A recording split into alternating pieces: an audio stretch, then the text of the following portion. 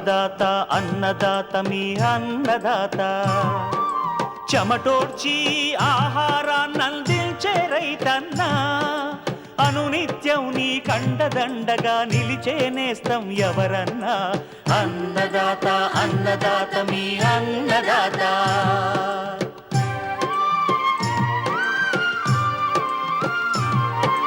నూతన రీతుల సాగుబడికి నూరింతలు పెరిగే దిగుబడికి సూచనలిచ్చే సస్య రక్షణకు పశు పోషణకి శాస్త్ర విజ్ఞానం అందించి ముందుకు నడిపే తెలుగు రైతు భారతదేశానికి మకుటం అయ్యేలా తీర్చిదిద్దే ఆశయంతో మిమ్ము మేలు కొలిపేది అన్నదాత అన్నదాత అన్నదాత మీ అన్నదాత అన్నదాత అన్నదాత మీ అన్నదాత. అన్నదాత ప్రేక్షకులకు నమస్కారం. ఈనాటి ముఖ్యాంశాలు: రబీ మొక్కజొన్నలో చీడపీడలు నివారణ, ముల్లంగి సాగులో యాజమాన్యం,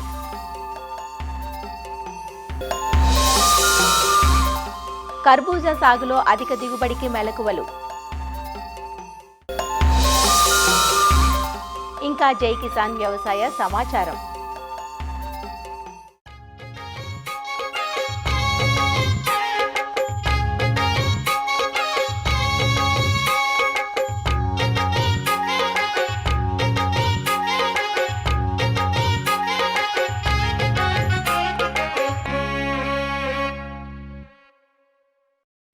స్థిరమైన నమ్మకమైన రాబడినిచ్చేదిగా మొక్కజొన్న పంట రైతుల ఆదరణ పొందుతోంది.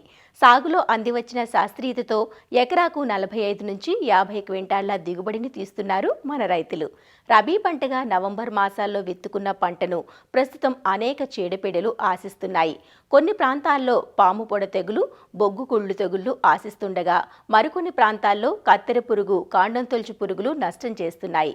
వీటిని సకాలంలో గుర్తించి సస్యరక్షణ చర్యలు చేపట్టాలంటూ వివరాలు తెలియజేస్తున్నారు ఆచార్య ఎన్జీ రంగా వ్యవసాయ విశ్వవిద్యాలయం, శ్రీకాకుళం జిల్లా నైరా వ్యవసాయ కళాశాల విస్తరణ అధ్యాపకులు డాక్టర్ డి చిన్నమనాయుడు.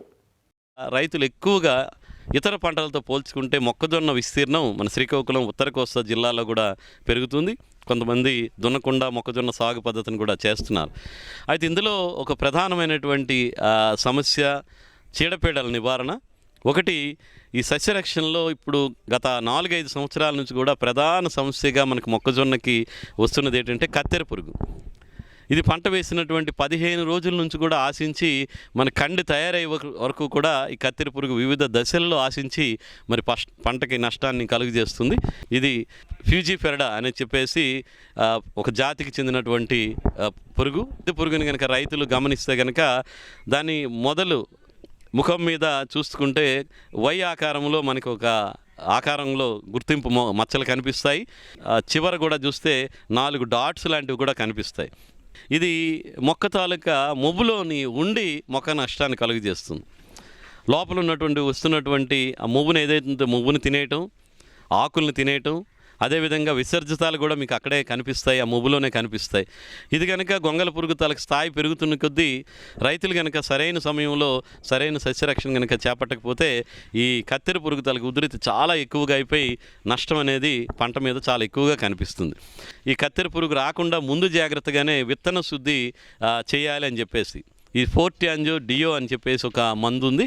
దాన్ని ఒక కిలో విత్తనానికి 5 మిల్లీలీటర్లు చొప్పున కలుపుకొని కనుక విత్తన శుద్ధి చేసి మనం కనుక నాటుకుంటే చాలా వరకు మొదట 30 రోజుల్లో కూడా ఈ కత్తెర పురుగులకు ఉధృతి చాలా తక్కువగానే ఉంటున్నట్టు గమనిస్తున్నాం.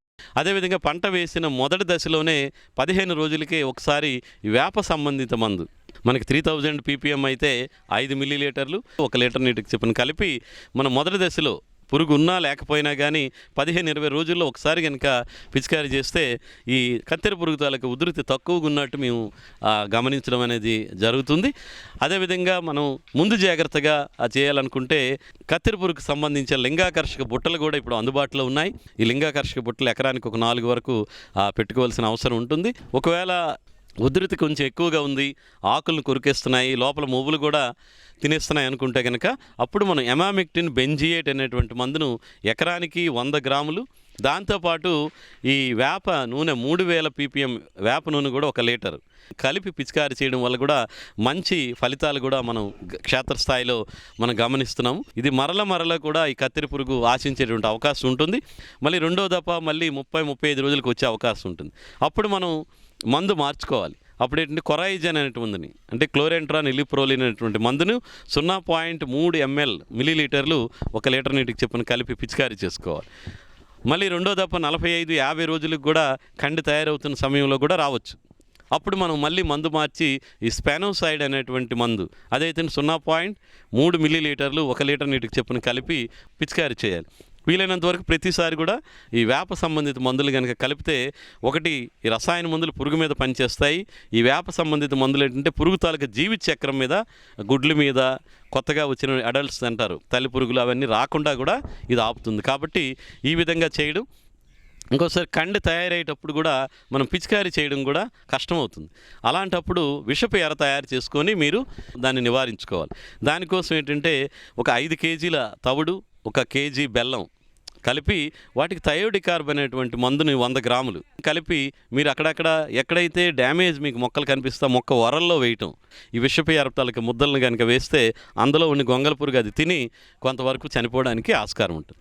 ఇకపోతే ఇంకోటి కాండం తొలిచే పురుగు కూడా కొన్ని ప్రాంతాల్లో కనిపిస్తుంది మనకి. గులాబీ రంగు కాండం తొలిచే పురుగు ఇది వచ్చినప్పుడు ఏంటంటే మొదటి 30 రోజుల్లోనే వస్తుంది. ఇది మొవ్వులో నుండి కింద ఉన్నటువంటి కాండాన్ని తినేయటం వల్ల మొవ్వు ఎండిపోతుంది. మీరు పీకితే కనుక సులువుగా ఊడొస్తుంది. అది ఉందంటే అది కాండం తొలిచే పురుగు, గులాబీ రంగు పురుగుగా గుర్తించి మరి ముందు జాగ్రత్తగా ఏంటంటే కార్బోఫ్యూరాన్ 3G గుళికలు ఎకరానికి 3 కిలోలు మొక్క వరల్లో వేయాల్సినటువంటి అవసరం ఉంటుంది. తర్వాత ఇప్పుడు మనం ఈ కత్తెర పురుగుకి ఏవైతే మందులు పిచికారీ చేస్తారో అవే మందులు ఈ కాండం తొలిచి పురుగు మీద కూడా పనిచేస్తాయి. అయితే ఇక్కడ మనం రైతులు గమనించాల్సింది ఏంటంటే కత్తెర పురుగుకు కానీ కాండం తొలిచే పురుగుకు కానీ పిచికారీ విధానం చాలా ముఖ్యం. మనం పిచికారీ చేసినప్పుడు మామూలుగా అయితే రైతులు స్ప్రేయర్ తాలూకు ల్యాన్సర్ని ఆడిస్తూ మొక్కంతా తడిచేటట్టు కొడతారు. కానీ కత్తెర పురుగు కోసం ఏంటంటే ఇది మొవ్వులో ఉంటుంది కాబట్టి వీలైనంత వరకు మందు ద్రావణం మొవ్వులో పడే విధంగా పిచికారీ చేయడం అనేది చేయాలి. అలా చేస్తే చాలా మంచి ఫలితాలు కూడా వస్తున్నాయి. కాబట్టి మరి రైతు సోదరులు వీటి మీద దృష్టి పెట్టాలి. ఇక అక్కడక్కడ తెగుళ్ళ విషయంకి వచ్చేసరికల్లా మనకి మొక్కజొన్నలో ఈ పాము పొడ తెగులు అని అంటారు.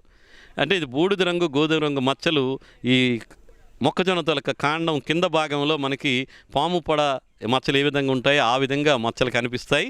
తద్వారా ఆకులు కూడా ఎండిపోయినట్టు కనిపించడం జరుగుతుంటుంది. దీనికోసం మనం హెక్సాకొనజోల్ అనేటువంటి మందును 2 మిల్లీలీటర్లు 1 లీటర్ నీటికి చెప్పుని కలిపి పిచికారీ చేసుకోవటం. అదేవిధంగా పొలంలో కలుపు లేకుండా చూసుకోవాలి. ఎందుకంటే ఈ పాము పొడ తెగులు తాలూకా శిలీంధ్రం కలుపు మీద ఆశ్రయం తీసుకుంటుంది కాబట్టి కలుపు నివారణ బాగా చేసుకుంటే మనకి పాము పొడ తెగులు కూడా తగ్గిపోతుంది. అదేవిధంగా బొగ్గు కుళ్ళు తెగులని ఈ మధ్య కాలంలో కొన్ని ప్రాంతాల్లో మనం గమనిస్తున్నాం. ఈ కాండం మీద గోధుమ రంగు చారలు వస్తాయి.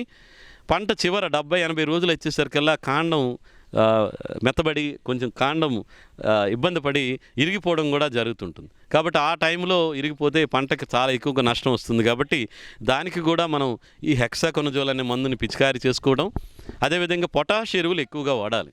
కాబట్టి పొటాష్ తాలూకు మోతాదు ఎంతైతే ఉందో దానికి కొంచెం ఒక 20-25% పెంచుకొని కనుక అలాంటి ప్రాంతాల్లో వేసుకుంటే మనకి తెగుళ్ళు ఉధృతి కూడా చాలా వరకు తగ్గేటువంటి అవకాశం ఉంది.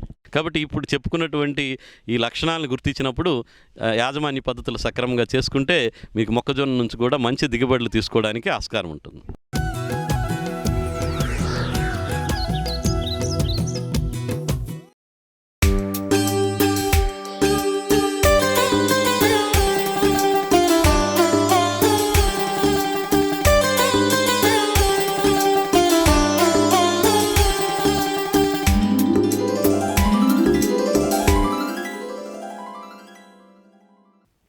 ఆరోగ్యంపై పెరుగుతున్న శ్రద్ధ ముల్లంగి సాగు విస్తీర్ణాన్ని పెంచుతోంది. ముల్లంగిలో దుంపకు ఎంత విలువుందో ఆకులకు సైతం అంతే ప్రాధాన్యం ఉంది. ముల్లంగి దుంపలు, ఆకులు పలు రకాల సమస్యలకు ఔషధాలుగా, నివారణలుగా ఉపయోగపడుతున్నాయి. ముల్లంగి సాగును తక్కువ ఖర్చుతోనే చేపట్టవచ్చు. సీజన్తో సంబంధం లేకుండా సంవత్సరం పొడవునా సాగు చేసుకునే వెసులుబాటు ఈ పంటలో ఉంది. దాదాపు నాటిన 45 రోజుల్లోపే పంట చేతికంది రైతుకు ఆదాయాన్ని అందిస్తుంది. ముల్లంగి సాగులో ఎలాంటి యాజమాన్యం పాటిస్తే మేలైన దిగుబడులు సాధించవచ్చో ఇప్పుడు తెలుసుకుందాం.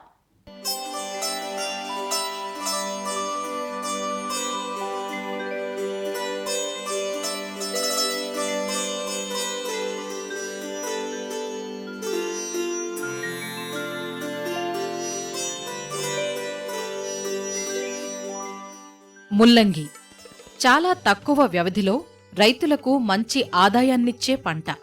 అక్టోబర్ నుంచి డిసెంబర్ మాసాలు ముల్లంగి సాగుకు అత్యంత అనుకూలం కాగా సంవత్సరం పొడవునా రైతులు ముల్లంగి సాగును చేపడుతూ ఉంటారు. ముల్లంగి సాగుకు ఎర్ర గరప నేలలు అనుకూలంగా ఉంటాయి. నల్లరేగడి నేలలు, ఇసుక నేలలు అంత అనుకూలం కాదు. మన ప్రాంతంలో రైతులు తెల్ల రకం ముల్లంగినే ఎక్కువగా సాగు చేస్తుంటారు.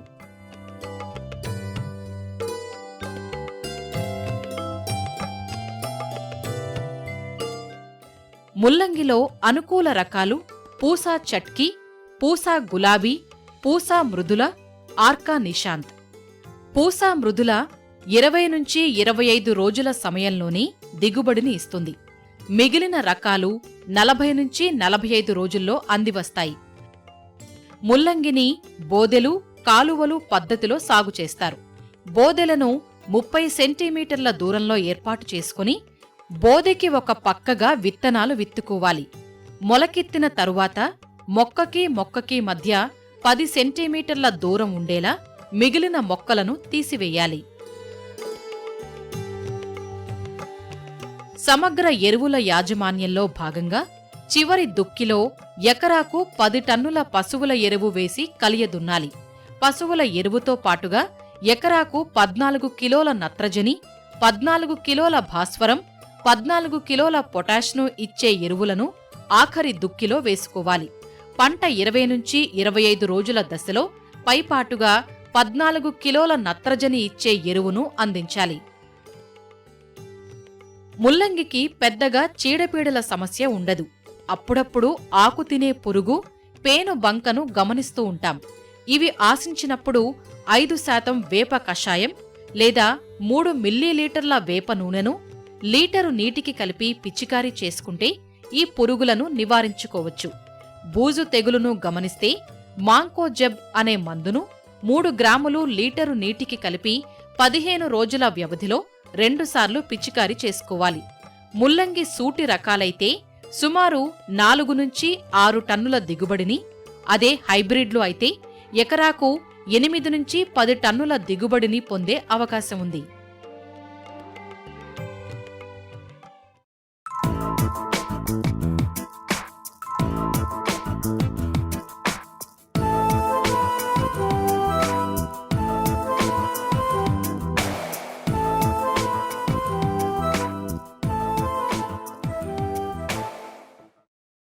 పండు దోసగా మనం వ్యవహరించే పండు కర్బూజా.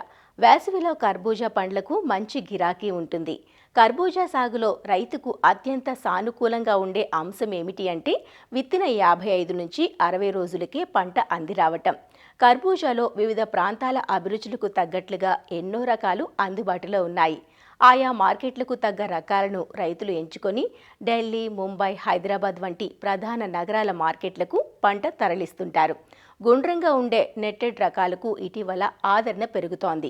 కర్బూజాను కూడా పుచ్చ మాదిరిగానే వేసవి, రంజాన్ మాసాలను దృష్టిలో ఉంచుకొని నవంబర్, డిసెంబర్ మాసాల నుంచి మొదలుపెట్టి ఫిబ్రవరి, మార్చి మాసాల వరకు దఫదఫాలుగా నాటుకుంటారు. డ్రిప్ మల్చింగ్ ఏర్పాట్లతో కర్బూజా నుంచి ఎకరాకు 15 టన్నుల వరకు అధిక దిగుబడులు పొందే అవకాశం ఉంది. అధిక దిగుబడికి కర్బూజా సాగులో పాటించాల్సిన మెలకువలేమిటో శ్రీ కొండా లక్ష్మణ్ తెలంగాణ ఉద్యాన విశ్వవిద్యాలయం రాజన్ నగర్లోని కూరగాయల విభాగం ప్రధాన శాస్త్రవేత్త మరియు అధిపతి డాక్టర్ అనిత నుంచి తెలుసుకుందాం. ఈ కర్బూజా అనేది చాలామందికి ఇష్టమైన పండు. అయితే ఈ కర్బూజా మన తెలంగాణ ప్రాంతంలో ఒక 200 హెక్టార్ల ఏరియాలో ఉంటుంది. కర్బూజా సాగులో మనకి ఎక్కువగా ఇసుక, ఒండ్రు నేలలు మనకి ఎక్కువగా మంచి దిగుబడిని ఇచ్చే అవకాశం ఉంటుంది. బంక నేలలు కొద్దిగా లైట్ సాయిల్స్ అయితేనే దీని సాగుకి మంచి అనుకూలం. అయితే వీటి ఉద్దజన సూచిక వచ్చేసి 6 నుంచి 7% వరకు ఉన్నట్టయితే మనకి కర్బూజాలో మంచి దిగుబడి వచ్చే అవకాశం ఉంటుంది. ఈ పంట సాగులో మనకి ముఖ్యంగా గాలిలో తేమ శాతం అనేది తక్కువగా ఉండాలి. వాతావరణం కూడా పొడిగా ఉన్నట్టయితే కాయ మంచి సైజు రావడానికి అవకాశం ఉంటుంది. అయితే మనకి కర్బూజాలో మనకి ముఖ్యంగా అనువైన రకాలు ఏంటి అని అనుకుంటే, మార్కెట్లో మనం పలు రకాల కర్బూజా రకాలను చూస్తున్నాము. ముఖ్యంగా ఈ కండ రంగును బట్టి మనం వీటిని 3 రకాలుగా విభజించుకోవచ్చు. ఒకటి ఏంటంటే తెలుపు రంగు కండ కలిగినది, అది అర్కా జీత్ అంటే IAHR బెంగళూరు అంటే Indian institute of horticulture research Bengaluru వాళ్ళు విడుదల చేసిన రకం అర్కా జీత్ అనేది. నారింజ రంగు కండ కలిగిన రకాలు కూడా ఉన్నాయి. పూసా షర్బతి అనే రకము, పూసా మధురస్ అనే రకము, ఇవన్నీ కూడా ప్రభుత్వ యూనివర్సిటీస్ ద్వారా విడుదల చేసిన రకాలు. అదేవిధంగా ఆకుపచ్చ రంగు కండ కలిగిన రకాల్లో మనకి హరా మధు ఒకటి, దుర్గాపుర హరా ఒకటి మార్కెట్లో లభిస్తున్నాయి. అయితే ఇవన్నీ కూడా యూనివర్సిటీస్ ద్వారా విడుదల చేసిన రకాలు. అయితే ఈ మధ్య కాలంలో మనకి ప్రైవేట్ రంగంలో కూడా చాలా రకాలు, మాన్సూన్ అనే రకము, సూరజ్ అనే రకము, స్వీటీ అనే రకము, ఇవన్నీ కూడా పలు రకాల హైబ్రిడ్స్ కానీ ఎన్నో రకాలు మార్కెట్లో లభిస్తున్నాయి. అవన్నీ రైతులు పండించడం జరుగుతుంది.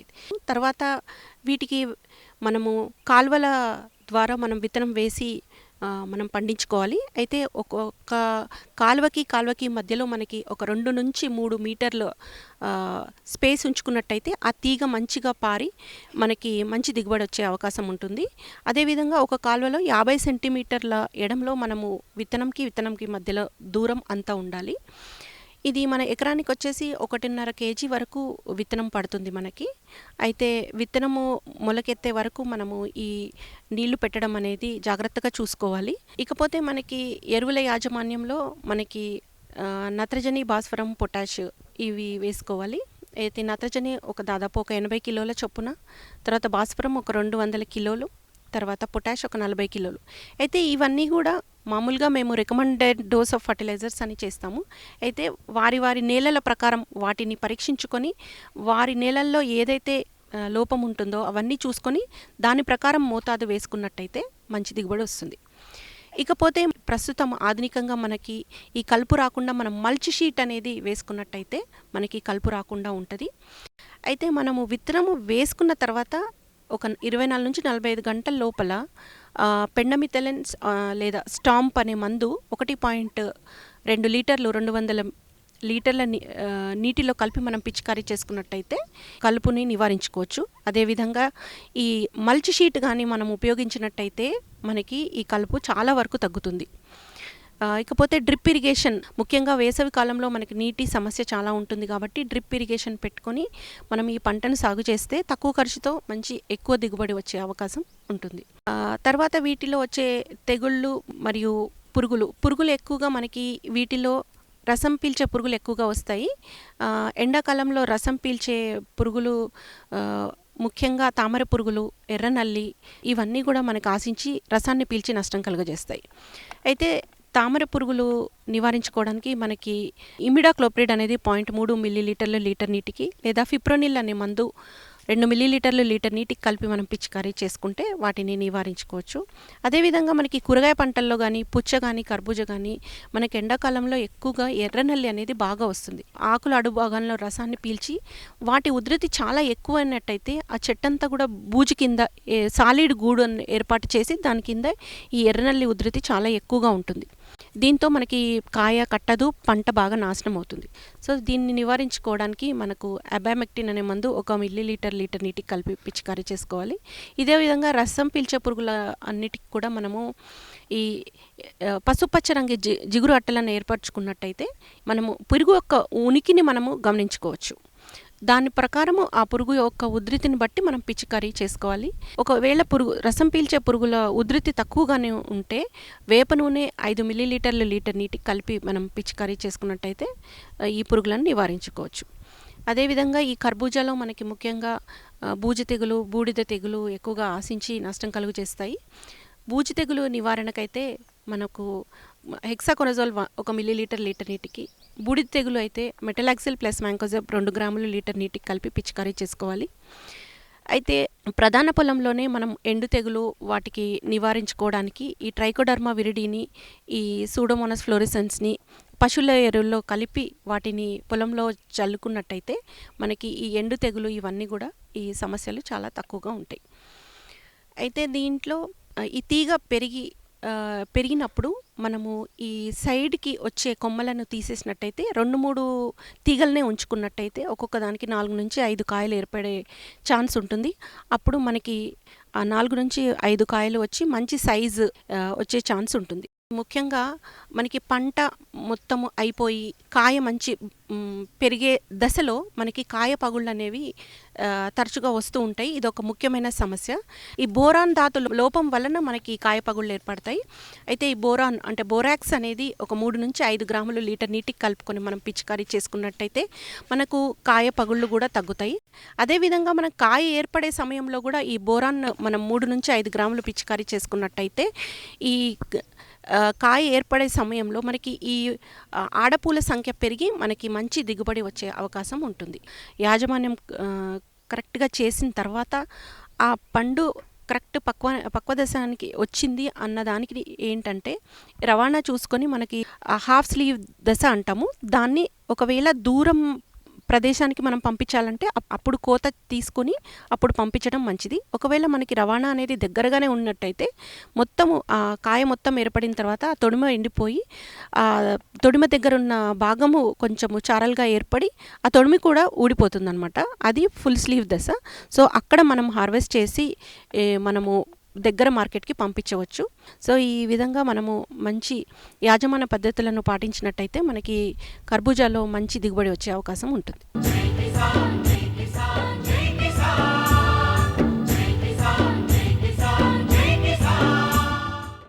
వ్యవసాయ సమాచారం ఇప్పుడు జై కిసాన్లో చూద్దాం.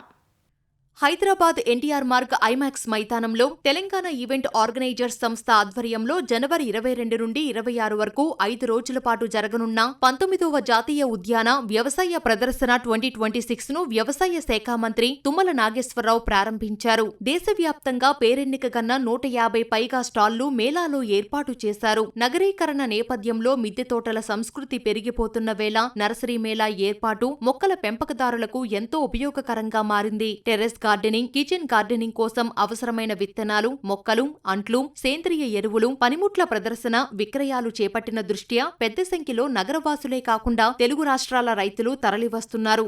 గ్రాండ్ నర్సరీ మేళా ఇది 19వసారి. పట్టణవాసులకే కాకుండా తెలంగాణ వాసులు భారతదేశంలో ఉన్నటువంటి పూల మొక్కలతో పాటు పండ్ల మొక్కలతో పాటు ఆల్ వెరైటీస్ని ఈ యొక్క మేళాలో చూపించేటటువంటి అవకాశం ఆయన గారు తీసుకుంటున్నాడు. మా ఎండి హార్టికల్చర్ యాస్మిన్ గారు కూడా దీనికి ప్రత్యేకమైనటువంటి ప్రోత్సాహం ఇచ్చి ఇటువంటి మేళాలు ఒక హైదరాబాదులోనే కాకుండా జిల్లా కేంద్రాలతో సహా రైతాంగానికి, అదేవిధంగా పట్టణవాసులకు కూడా ఆర్నమెంట్లు పెట్టుకునే వాళ్ళు పట్టణవాసులు పెట్టుకుంటారు, పంటకు కావాల్సి వచ్చిన వాళ్ళు రైతాంగం తీసుకుంటుంది. అందుకని ఈ భారతదేశంలోనికి ఉన్నటువంటి అన్ని రకాల పండ్ల చెట్లని ఈ రోజున మెకడమియా కావచ్చు, ఆర్కానట్ కావచ్చు, నట్మగ్ కావచ్చు, రైతుకి లాభం వచ్చేటటువంటి పంటలు కూడా మన దేశంలో పండించుకునే అవకాశం వచ్చింది. కాబట్టి ప్రపంచ దేశాల్లో ఏ పంట పండినా ఆ పంటను మన భారతదేశంలో ముఖ్యంగా తెలంగాణ రాష్ట్రంలో పండించేటటువంటి వాతావరణం మన దగ్గర ఉంది. కాబట్టి ఇటువంటి నర్సరీలు రైతాంగానికి, అదేవిధంగా పట్టణవాసులకు ఉపయోగపడాలని, దీన్ని విజయవంతం చేయాలని చెప్పి ఖలీద్ గారి యొక్క ప్రయత్నానికి అందరూ సహకరించాలని చెప్పి మీకు ప్రత్యేకంగా విజ్ఞప్తి. వాతావరణ మార్పులకు తోడు రసాయన ఎరువులు, క్రిమిసంహారక మందులు వినియోగించి పండిస్తున్న పంట ఉత్పత్తులతో అనారోగ్యాల బారిన పడుతున్న దృష్ట్యా ప్రతి ఒక్కరూ ఇంటి అవసరాలకు సరిపడా రసాయన రహిత పంటలు పండించుకోవాల్సిన అవసరం ఎంతైనా ఉంది. మరిన్ని విభిన్న అంశాలతో రేపటి అన్నదాతలో మళ్ళీ కలుసుకుందాం. నమస్కారం. అన్నదాతలు తమ సందేహాలు, సమస్యలను 18004254085 టోల్ ఫ్రీ నంబర్లో ఉదయం 10 నుంచి 11 గంటల మధ్య పని దినాలలో సంప్రదించగలరు. ఈ కార్యక్రమాన్ని యూట్యూబ్లో www.youtube.com/annadata ETV లింక్ ద్వారా వీక్షించవచ్చు.